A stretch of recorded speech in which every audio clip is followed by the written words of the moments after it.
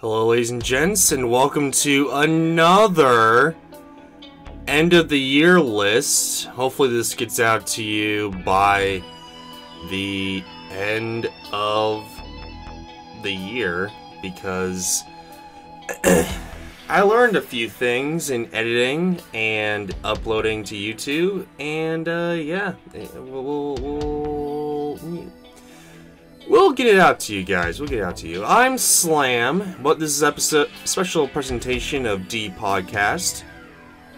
Once again, Skits isn't here, but hopefully I am enough. But here we go. We're talking about the most anticipated films of 2023 in my own personal opinion. This list is subject to change. Maybe these films moved to 2024, I don't know.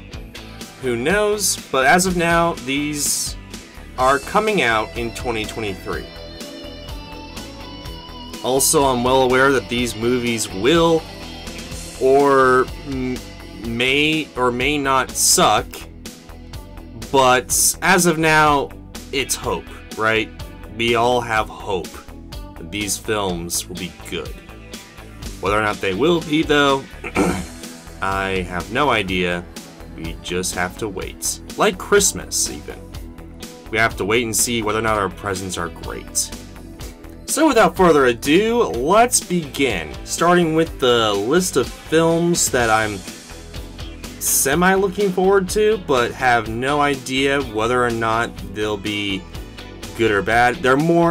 These are more fence films, I would say, because I'm kind of on the fence whether or not they would be good or bad.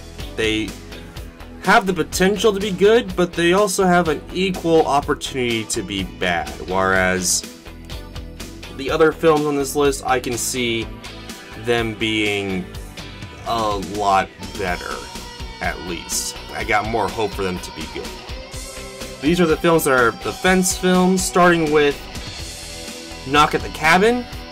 This is a film by M. Night Shyamalan that is going to be released in February. As of this recording, going to be released in February. Stars Dave Bautista, and apparently a family of 3 is taken hostage by 4 strangers who need to make a sacrifice for the apocalypse. Now, I don't know about you, but I've been loving what Shyamalan's been doing this past couple films he's been doing. The Visit, I thought, was really good. Split, I thought, was tremendous. Glass, it's got a special place in my heart. It's not the best, but it's certainly not his worst. Let's be honest here. Old is by far up there with some of his worst, and I absolutely love it. It's so bad, it's hilarious. And this seems like it's more of his worst. I don't want to badmouth M. Night Shyamalan. I have a soft spot for the guy. I love The Sixth Sense, love Unbreakable, the Unbreakable trilogy, if you will. I love Signs. He is a very experimental filmmaker. I love the fact that he's like that, and I even love his So Bad It's Good films. I'm all for it. If it's good, I'm all for it. If it's so bad it's hilarious, like this trailer is giving vibes that it might be, I am all for it. Come on, M. Nights, let's get another one of these in the wraps.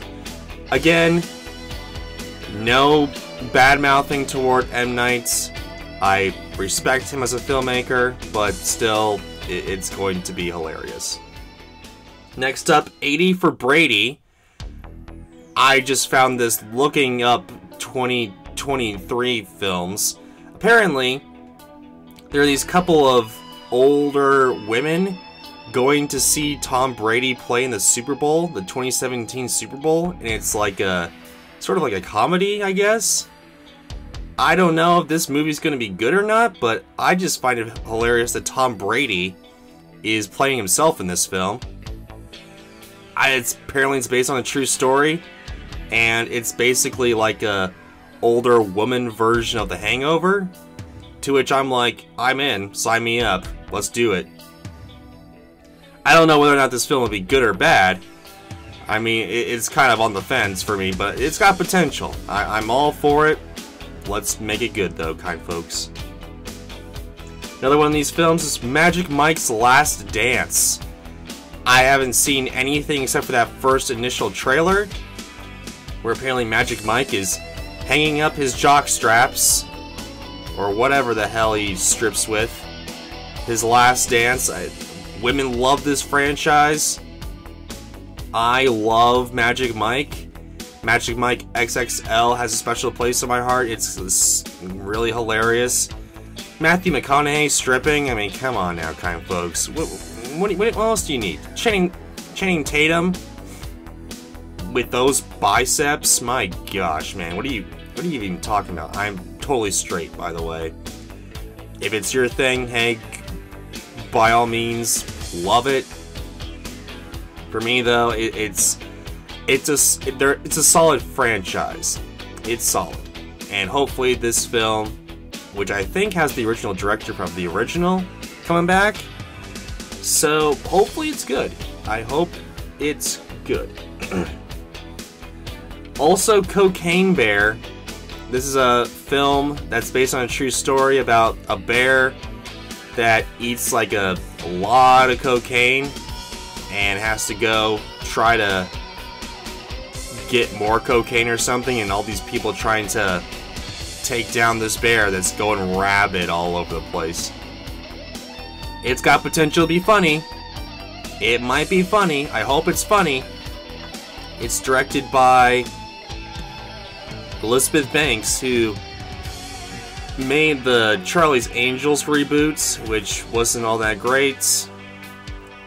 Who made Pitch Perfect 2, which I figured was the best Pitch Perfect sequel, which isn't saying much. But it's also produced by Phil Lord and Chris Miller, and in Phil Lord, Chris Miller we trust, so hopefully it's good. I hope it's good. It comes out in February, which isn't really a decent sign, but hopefully it's good. I hope to God it's good. Also, Scream 6. I was a huge fan of the newest Scream. It made me so interested in the franchise that I watched all the films, and I'm a pretty big fan of Scream now. And I'm kind of disappointed that the original actress who plays the star of Scream kind of stepped out because she wasn't offered enough money. I'm kind of disheartened by that. And apparently, a lot of the characters aren't coming back from the original, but apparently it's going to be a new thing, which it has the potential to be good, but signs are pointing it to be bad. I don't know. I'm going in with a grain of salt. I hope that it's good. Also, in this list is Barbie, which, from the trailers, it looks like it's going to be a ton of fun. Directed by Greta Gerwig, who's a fabulous director. Margot Robbie as Barbie. I mean, come on. Ryan Gosling as Ken. I mean, come on. Simu Liu as, I think, a version of Ken. I mean, come on. This film is going to be great. At least I hope so. I don't know. I hope so. The CGI, at least from what I saw, looks like Spy Kids levels of CGI, which is not great CGI, so I'm kind of disheartened by that. I don't know. I don't know what this film is. All we got was the teaser trailer, and I hope it's good. I hope this isn't a one of Greta Gerwig's not so good films, but in Greta Gerwig we trust. Margot Robbie's been killing it this past year with Amsterdam, even though the Amsterdam was just boring. She was great in it. Babylon, she was great in Babylon, so hopefully she can pull something out with this film as well. Also on this list is Are You There, God? It's Me, Margaret. This is a 2023 film that I just looked up, and I'm a big fan of the book. There is nothing out there as of yet with this film in the way of trailers or images or anything like that. It's directed by Kelly Freeman Craig. Hopefully I pronounced your name correctly. Starring Rachel McAdams and Kathy Bates. It's got potential. That's all I have to say. It has potential. And music by Hans Zimmer. Probably gonna be great. Great music. Like I said, I don't know, because this film, we haven't even had images or trailers or anything like that yet. It's coming out in April 28th, so hopefully it's good.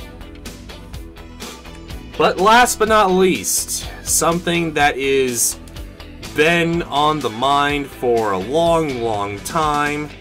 That is Rhinefield. What is Rhinefield? It is the Nicolas Cage Dracula movie. Oh, heck yeah! Apparently this film is about Rhinefield, which is a lackey of Dracula, who decides to leave Dracula because he fell in love. This sounds amazing.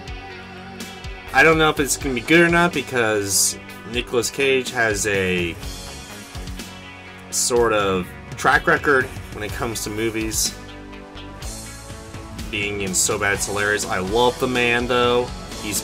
When he is in a terrible film, he gives it his all.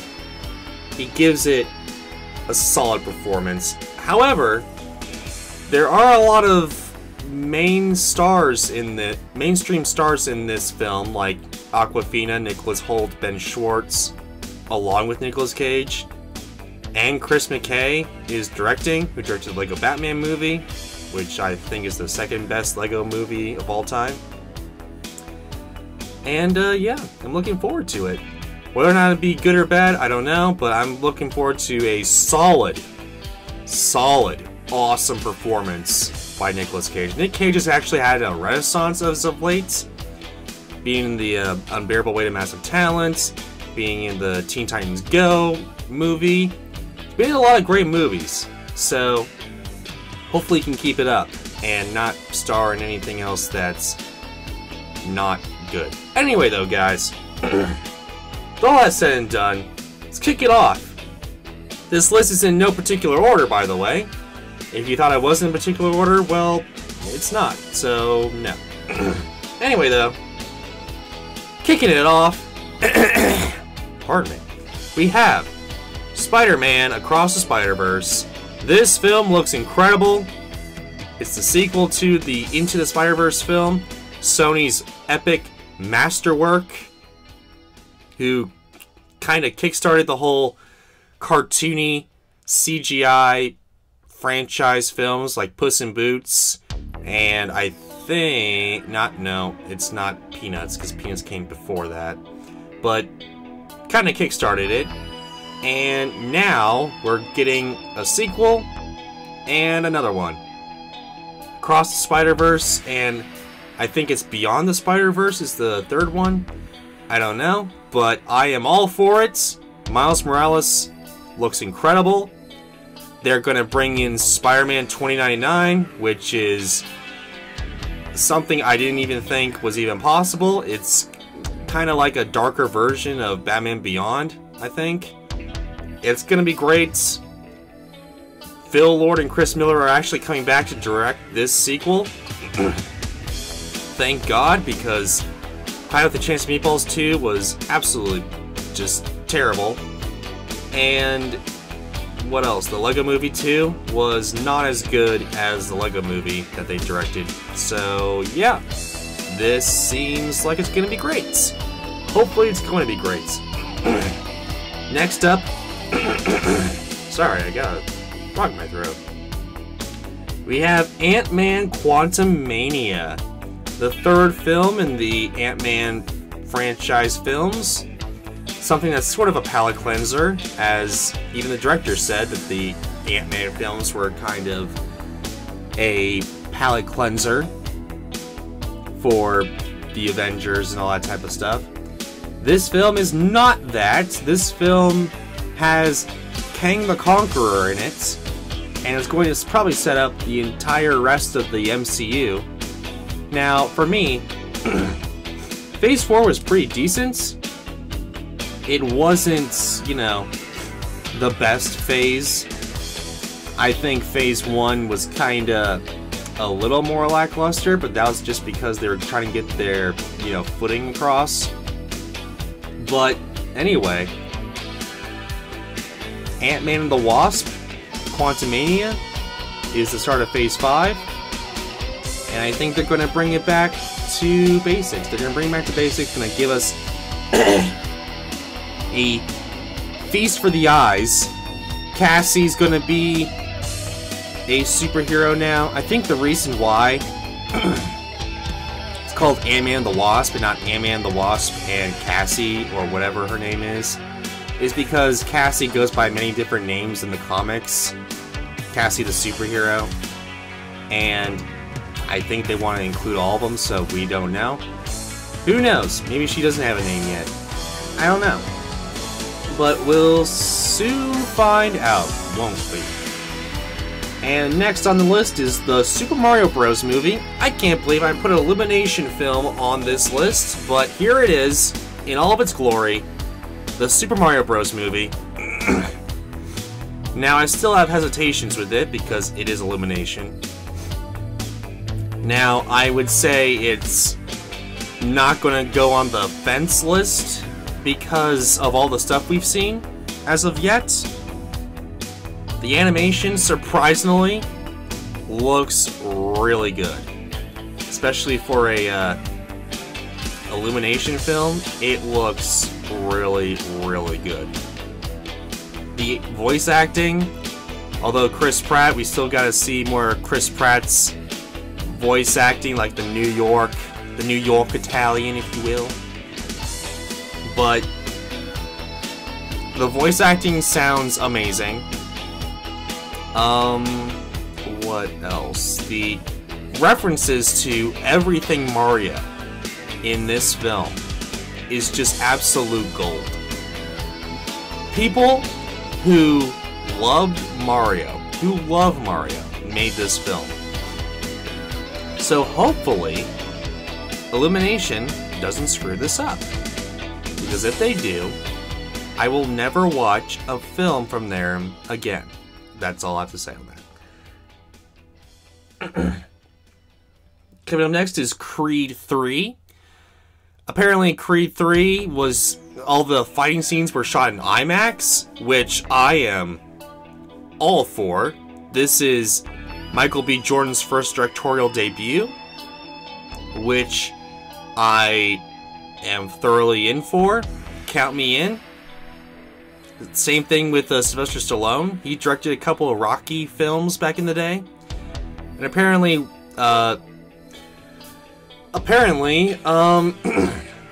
Sylvester Stallone will not be in this film. There's some major backlash with that. Not gonna get into it. But, yeah. Creed 3. It's gonna be great. And if the fighting scenes in the original Creed and Creed 2 were anything to behold, I think Creed 3 is gonna be even better in IMAX, so can't wait for that. Next is Shazam 2, Fury of the Gods. This might be Zachary Levi's last Shazam film, which if it is, he'll probably go out with a bang with this film. I love the first Shazam film. Got a lot of potential with this, including Lucy Liu being in here, Helen Mirren playing the main bad guy. And the entire Marvel family will be in this film too. It's gonna be pretty amazing if I had to put money on it. A lot better than Black Adam. That's all I have to say. A lot better than Black Adam. Also on this list is John Wick Chapter 4. None of this parabellum bullcrap sideline story thing. I have no idea what's going to be in this film. I haven't seen the trailer yet, but from everything that's sounding off, it's going to be incredible. Can't wait for that. The action is tremendous in this franchise. It revolutionized action films single-handedly, and I can't thank John Wick enough for that. Brought Keanu Reeves back into the limelight. They're just gonna pump this franchise until eventually there's nothing left to milk, and I'm all for it. In fact, it's so popular that they're going to make a spin-off called Ballerina, starring Ana de Armas, which I am all for. Angelica Houston will be coming back. Norman Reedus will be in there. Keanu Reeves will make a special appearance. My dude, this is gonna be great, okay? Come on now. I don't know when it's gonna come out. They haven't set a release date yet, but come on, guys. It's gonna be great. Lionsgate, if this is your only franchise, keep pumping. Keep making these fabulous films. Also on this list is Dungeons & Dragons Honor Among Thieves. I am not a huge Dungeons & Dragons fan. I appreciate the game. I would not play it a whole lot because it is very confusing and there's a lot of math involved, and I'm not going to touch math in games because math in school kinda ruined me. But anyway, apparently this is more Dungeons & Dragons-esque. There's a lot more of a feel to Dungeons & Dragons, like Super Mario Bros. The movie.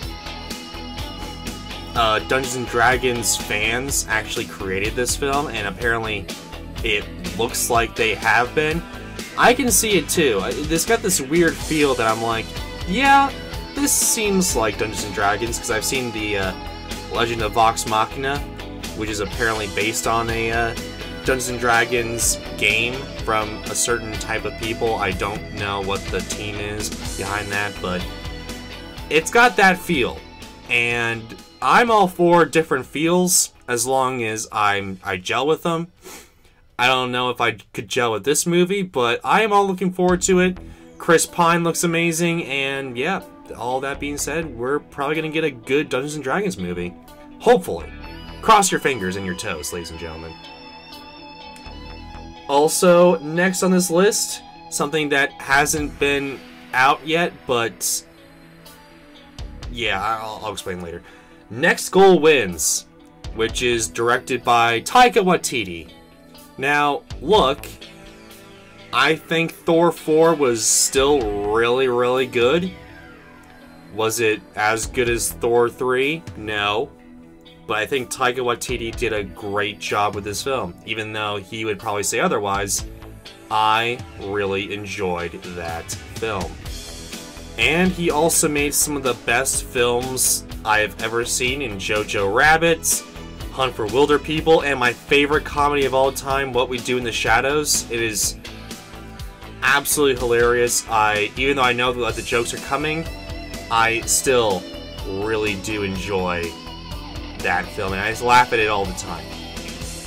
Next Goal Wins is probably going to be the same type of thing, where it's a soccer movie, which I'm a little on that, because as many people know on this channel, I do not like soccer. I'm sorry. It's extremely boring. The fact that you'll probably get like 2 goals over the course of 70 minutes, 90 minutes, no, I'm sorry, I can't do that. But the thing is, in Taika Waititi we trust, so hopefully it is, but this is a soccer film about Thomas Rogan, tasked to turning the American Samoa national team into an elite squad and qualifying for the 2014 FIFA World Cup. And apparently the American Samoa team is considered to be the weakest soccer teams in the league. And I can't even believe that, because America is a fairly weak team. Even though it qualified for the World Cup this year, and got pretty far. I'm not gonna lie, it got really far. I was impressed with that. But it didn't qualify, and they didn't win. So I'm like, okay, whatever. But yeah, next goal wins. Taika Waititi. It's gonna be great. I have a feeling that just like all of his films, yes, I'm including Thor 4. Like all of his films, this film is gonna be great. Next film on the list, Evil Dead Rise. This is the 4th film in the Evil Dead franchise. It was going to be straight to HBO Max, but apparently the hires up at Warner Bros. Was like, no, this is actually going to be great. This is actually a great film. Let's release it in the theaters. So yeah, this film is going to be released in theaters because it's that great, apparently.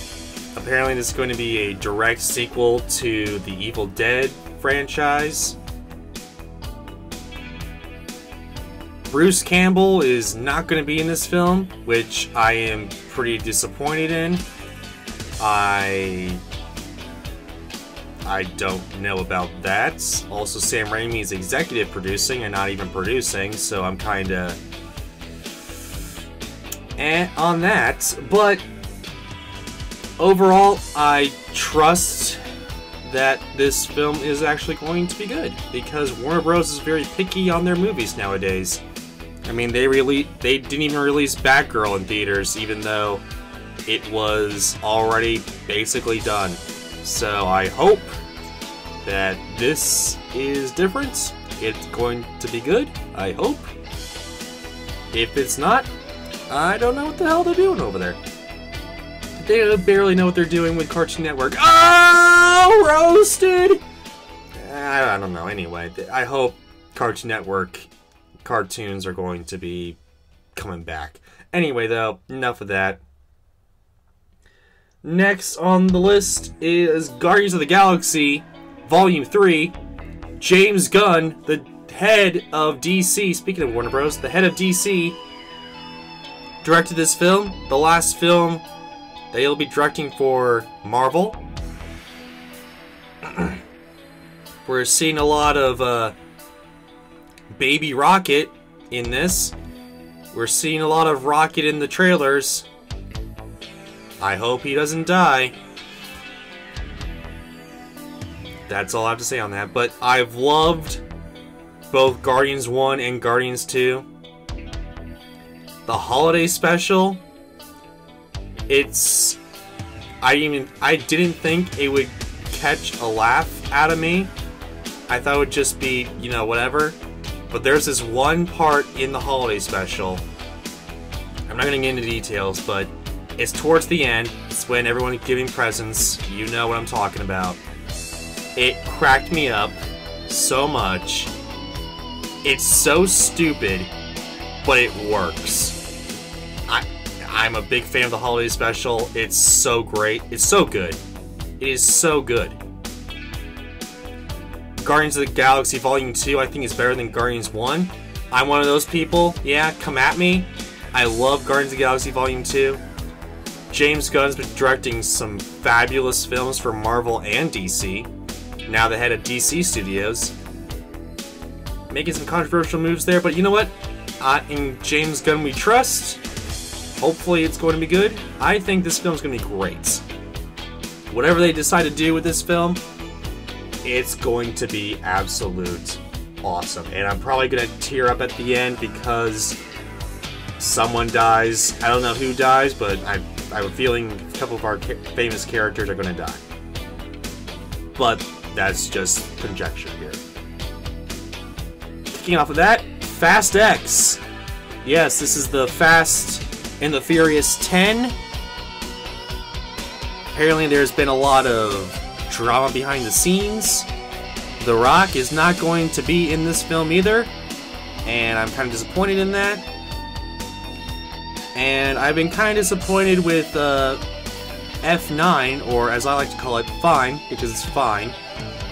F9, if you will. And it's not because they go to space. That's so utterly stupid. But it's not because they go to space. It's because they introduce John Cena's character as being Vin Diesel's brother, which had it just came out of nowhere in the film. I mean, I forget her name, but his girlfriend said, hey Dom, isn't that your brother? And I was like, what? That's how you introduce someone who is a literal blood relative of the family? Someone who's a literal blood relative of the family. That's how you introduce them? No, I'm sorry, no. It's utterly stupid. There's a lot of stupid things in this, in Fast and Fine, or Fine. But I loved every other Fast and Furious franchise film. Fast and Furious I thought was really good. Fast 5 I thought was the Citizen Kane of the Fast franchise. They're just going to keep on cranking these out. I don't think they're going to stop at this ending trilogy, which apparently this is the second one, this ending trilogy, I think. But yeah, they're going to keep on making these. They cost way too much money. I don't actually, hang on, I don't know, because they actually wasted a lot of money making this film. It's like $400 million making this film. So I have no idea if they would or not, because the last one I don't think made $1 billion, and every single film made $1 billion after, I want to say, Fast and Furious 6. Every film's made $1 billion, I think. Correct me if I'm wrong in the comments below, but I don't know. I don't know if they will make it. I'll watch these movies until they eventually milk this franchise so much that it goes under. Looking forward to the all-female Fast and Furious spin-off that they'll have. Hobbs and Shaw 2, come on, bring in Hobbs and Shaw 2. I love that film, come on. Also, Transformers Rise of the Beasts. This is sort of a semi-sequel to the other Transformers movies, which absolute atrocious in its execution. It's also a semi-sequel to Bumblebee. Takes place in the 90s, heck yeah. Whereas Bumblebee took place in the 80s. I don't know if this movie's gonna work or not, because we've had dinosaurs, we've had all these Decepticons and all that, now we've got just regular beast robots, like a gorilla, a lion, a cheetah, whatever. Could it work? I mean, they pried this franchise out of Michael Bay's hands, so I think it has more of a shot than it would if Michael Bay was in it. So yeah, I think it will probably be good. Also, they got the original designs of the Transformers in there, which I didn't have a huge problem with the designs of the Transformers in the previous movies. It's just that everything around it was absolutely atrocious. So yeah, I'm actually looking forward to it. I have semi-hopes, because Bumblebee was that great. And I hope they continue down that route. Next on the list, Elemental. This is a new film from Pixar. It's about the elements kinda hanging out together, more or less. You can see the trailer if you want to. One of the characters is fire, and one of the characters is water. They got a steamy relationship. I don't know. Pixar has been kind of knocking it out of the park as of late with Luca. I thought Luca was amazing. Turning Red was very underrated. Even as underrated as many people say it is. People say it's great. I think it deserved a lot more. Lightyear, I thought was not as bad as people say it was, but still pretty good. I can't wait to see what this film's all about, because we didn't really get a whole lot in the trailer. It was like a teaser trailer. And Pixar's notoriously bad at making trailers. So, do I think this movie's gonna be great? Hell yeah, it's gonna be great, because Pixar is out of its dark age. It's back on the horse. Hopefully this comes out in theaters and not Disney Plus, because I want to see a Pixar movie in the theater, please. Don't relegate this to Disney Plus. It deserves better. Anyway though, onward to Indiana Jones and the Dial of Destiny. It's another great film.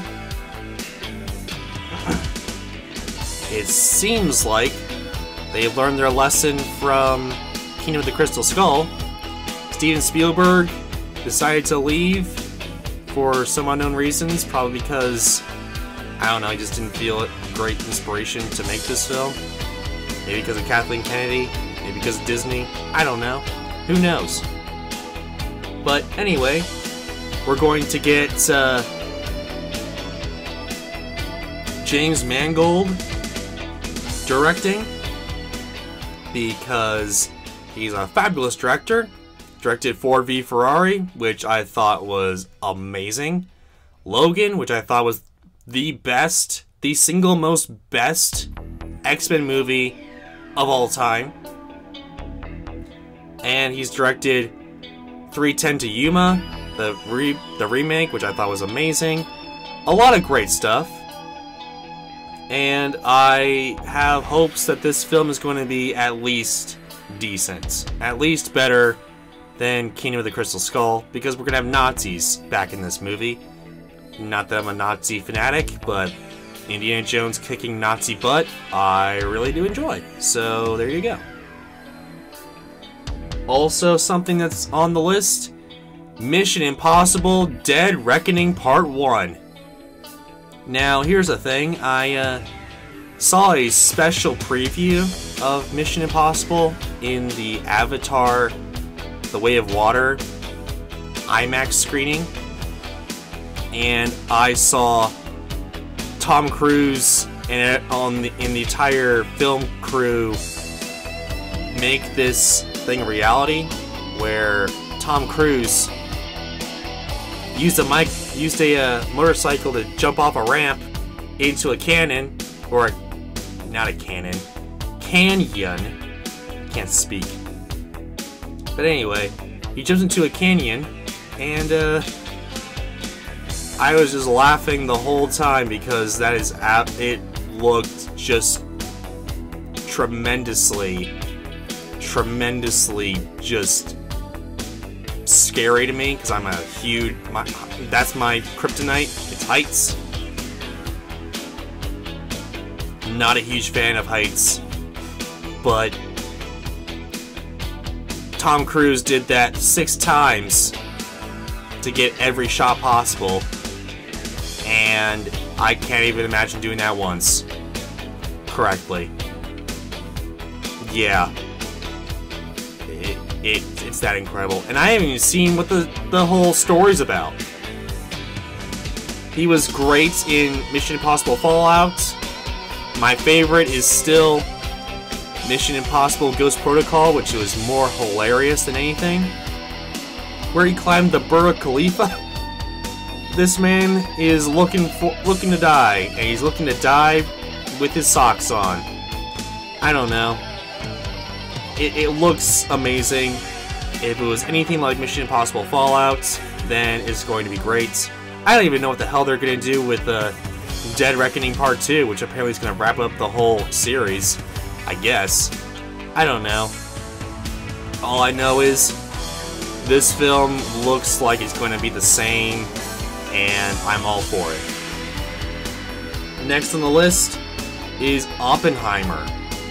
This is a film by Christopher Nolan, my favorite mainline director of our time right now, and that's including Steven Spielberg. I think Spielberg is a great filmmaker, but Christopher Nolan is my favorite director of all time right now, and it's going to be taking place as the guy who creates the atomic bomb. And the fact that in this film, they recreated a atomic explosion. They didn't use real atomic bombs, but they recreated an atomic explosion completely practically, without the use of computers or CGI. I need to see that in real life. And I don't know what the whole deal is with the color aspect, because some of it's in color, some of it is in black and white. We're going to deal with time and all that type of stuff, because Christopher Nolan, his main focus on films is time, and I'm all for it. Can't wait to see that. Also on this list is The Hunger Games, The Ballad of Songbirds and Fire. We did not see a single trailer yet for this film.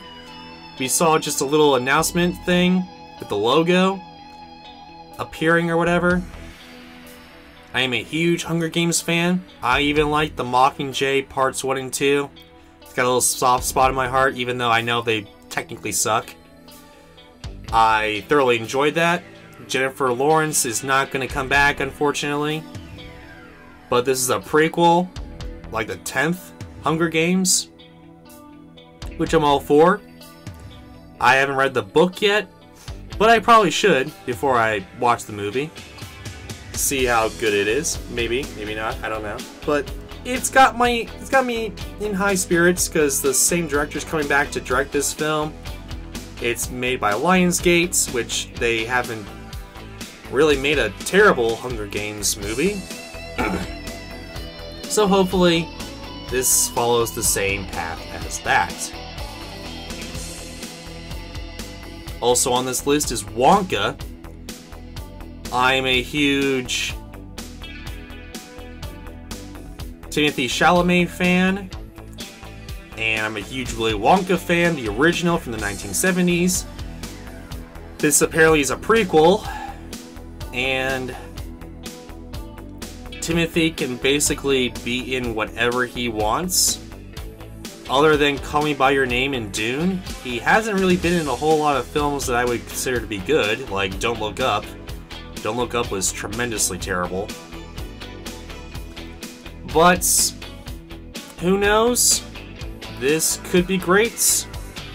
He can pick his projects, so hopefully this movie is good. It's kind of a fence film, but the reason why it's on this list is because I am so intrigued by whether or not this film could be good or bad, because the Willy Wonka and the Chocolate Factory is a great film. Charlie and the Chocolate Factory is so bad, I can't even stand it. So I am intrigued by how and in what way this film is going to be good or not. Or whether or not it's going to be shelved, like Batgirl, because it's distributed by Warner Bros. So, who knows? Anyway, though, continuing on the list, we have the Marvels. We have Brie Larson coming back to play not Miss Marvel, Captain Marvel. We have Iman Vellani. I'm so sorry if I mispronounced your name. But we have her coming back to play Miss Marvel from that fabulous Disney Plus show. We have Tiana Paris from WandaVision coming back to play Monica Rambeau, which I'm all for. I thought she was great in that show, in WandaVision. Can't wait to see her again. And it's the Marvels, ladies and gentlemen. We don't know anything else except for that. We don't have a trailer, we don't have anything.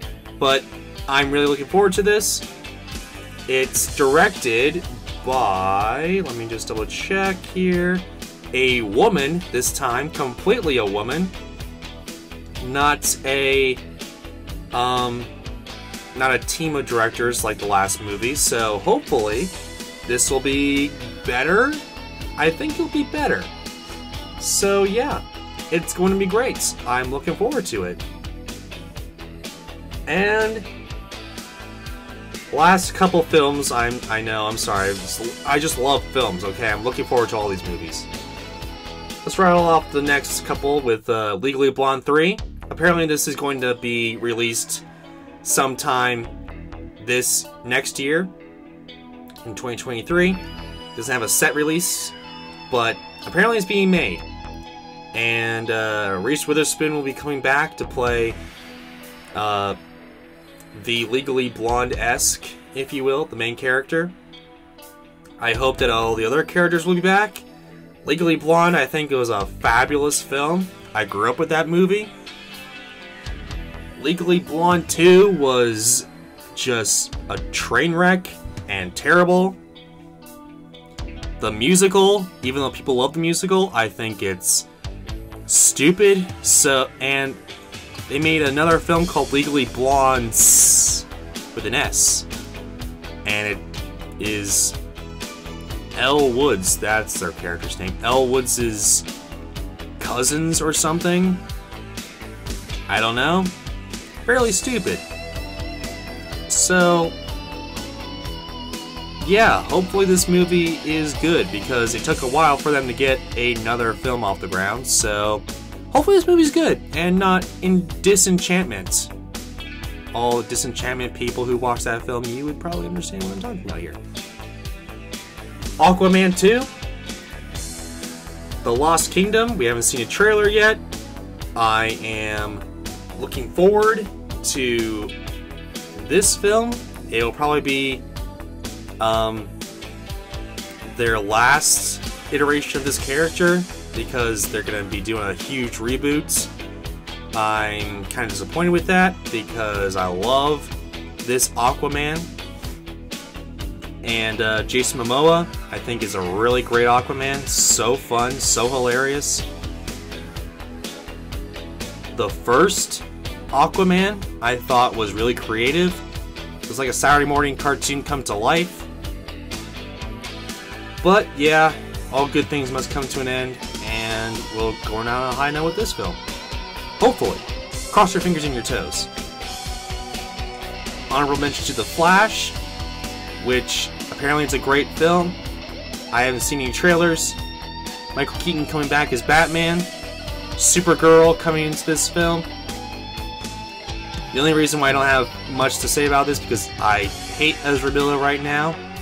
I think they are just a train wreck, and they need to be brought to justice. Looks like they are being put into more of a control here. But they will never make them, sorry, I keep on mispronouncing it, I'm sorry. Warner Bros.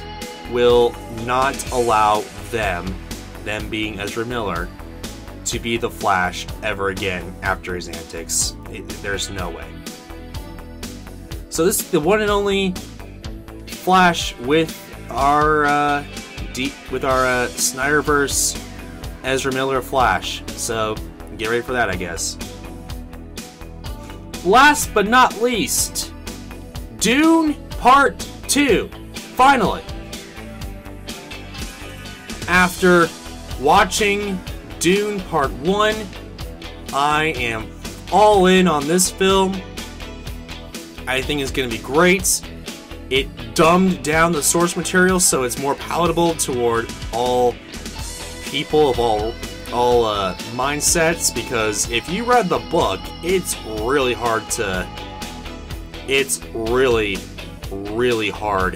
to decipher everything.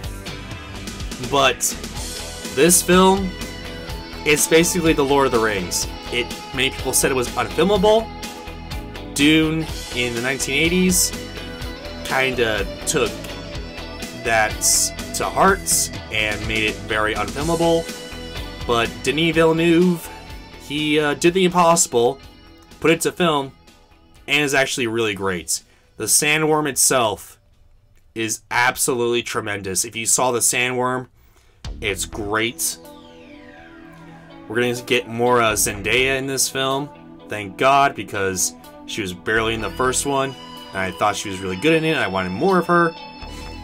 We're gonna get more drama in the Atreides House of Atreides and all that stuff. We're gonna get a sequel series, or like a spin-off prequel series, whatever.